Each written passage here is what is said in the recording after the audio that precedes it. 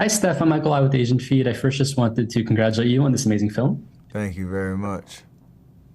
So, a major theme in the documentary was how you had to overcome long odds at multiple points in your career to get where you are now.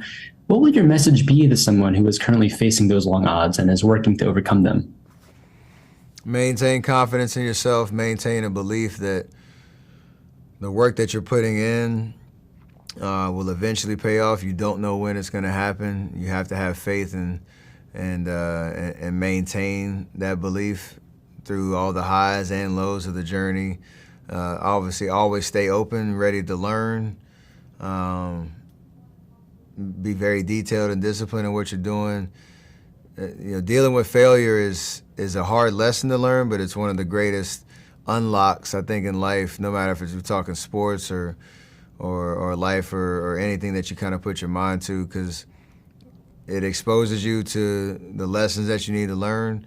And if you can kind of push through that vulnerability a little bit, I think greatness is on the other side of that. So it's amazing to have this project where I can give some visuals and some kind of concrete examples of how that mindset really pays off, knowing that even me, when I was going through those Davidson years, I kind of didn't know what journey I was on, other than just sticking to the process and trusting that it would work out. Amazing. And in the film, we also saw you work through another milestone as you finally completed your college degree. Can you tell me a bit about that and why that was important and what achieving that goal really meant to you?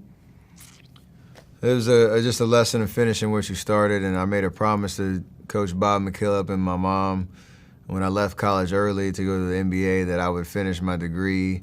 And a part of the process was taking classes the first 3 years of my NBA career and trying to slowly work towards college completion. And then it got on pause for about 9 years in between, and life opened up an opportunity for me to kind of dig back in and finish the last of the work. And it was definitely an important thing for me to do, because I had set my mind on finishing the degree when I chose Davidson. No matter how long it took, I was going to get it done. So that patience and perseverance on that really paid off.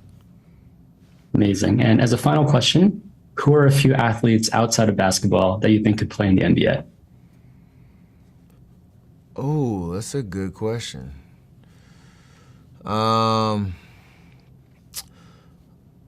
I've seen a couple of people with some jumpers that look pretty good.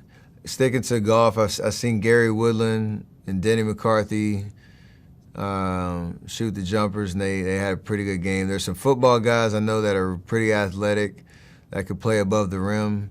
No names are coming off the top of my head right now, but I think basketball is probably the hardest sport out of all the major sports to kind of make a transition into, maybe besides golf.